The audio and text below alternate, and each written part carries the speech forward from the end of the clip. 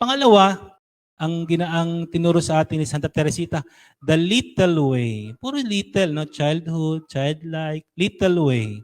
Siyempre yung mga bata, konti lang na maliit lang yung ano nila. Maliit lang yung kaya nilang gawin. Pero nonetheless, malaking bagay iyon para sa kanila. Hindi ba? Matutuwa sila na magpipresenta sa iyo. Pag uwi mo, sabihin niya, Nanay, nagligpit na po ako. Yeah. Nanay, nagtiklo po ako ng damit. Sabi, Nanay, nagdilig po ako ng halaman. Nanay, nagwalis po kami. Masaya sila to present their little achievements. But because they are little, sakto lang sa kanila din yung ginagawa nila. Alangan naman, pag hornalin mo naman yung bata, hindi pa niya kaya.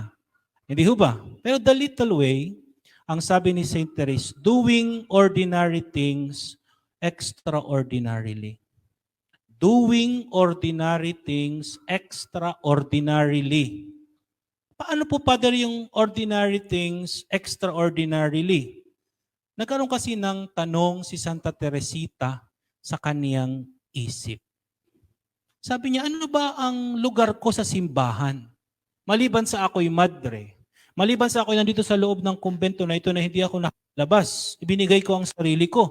Pero ano pa ang maaari kong ibigay sa simbahan? Pinagnilayan niya yun. Yung sinabi daw ni San Pablo, di naman ako, sabi niya, pwedeng mag-preach. Di naman ako pwedeng maging misyonero. And by the way, si Santa Teresita ay isa sa mga patrona ng misyon. Hindi siya lumabas ng kumbento pero naging patrona ng misyon.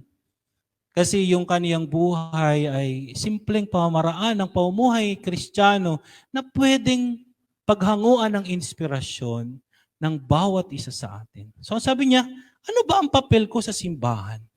Maliban sa pagiging madre, nandito ako sa loob ng kumbento. And then she realized, sabi niya, my vocation is love. My vocation is love. Ang aking bokasyon ay pag-ibig. And in the heart of the church, my mother, I will be loved. In the heart of the church, my mother, I will be loved.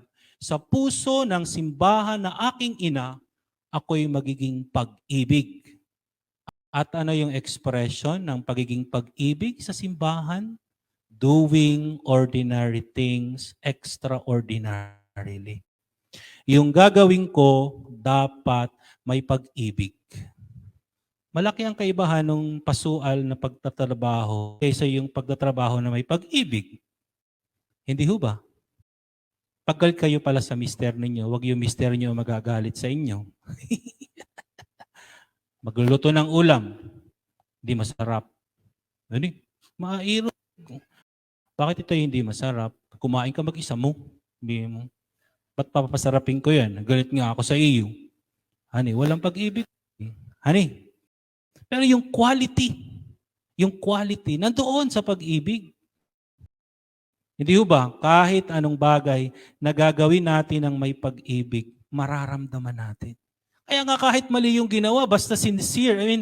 Mali yung ginawa, basta sincere. Sabihin, nagkamali. Pero yung intention is to do it wholeheartedly, hindi ka na magagalit. Nakita mo naman yung sincerity eh. Baka mali lang yung pagkaintindi. Pero the sincerity is there. Kaysa yung ginawan at pagalit naman. Hindi ho ba? The little way. So yun pala, no? Kaya tayo, wag nating sasabihin, baka hindi na ako kailangan doon. Marami na sila. Hindi na nila kailangan ng tulong ko. Pumunta ka pa rin. Makapag-marites man lang. Hani ho? Hindi na ako kailangan doon. Konti lang naman magagawa ko doon. Pumunta ka pa rin. And come to think of it, sa haba ng buhay ng simbahan, malaking bagay ang maliliit na contribution. The church is surviving because of the contributions of the poor. Diba? Totoo po yun. Ang simbahan ay nagpapatuloy dahil sa mga ambag ng mga dukha. Ay hindi mo pwede sabihin, ay hindi ko na ito ibibigay. Kaunti lang naman. Ibigay mo pa rin. Hindi ba? Maliban sa katotohanan, the God is a God of details.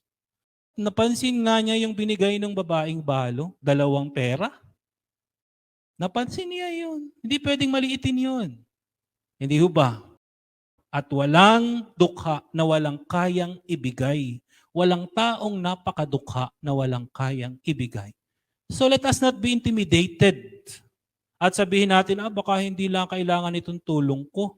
Kaunti lang naman ito. Ibigay mo pa din. Hindi ho ba? The little way. Sabihin yung spirituality na yun, we can afford that.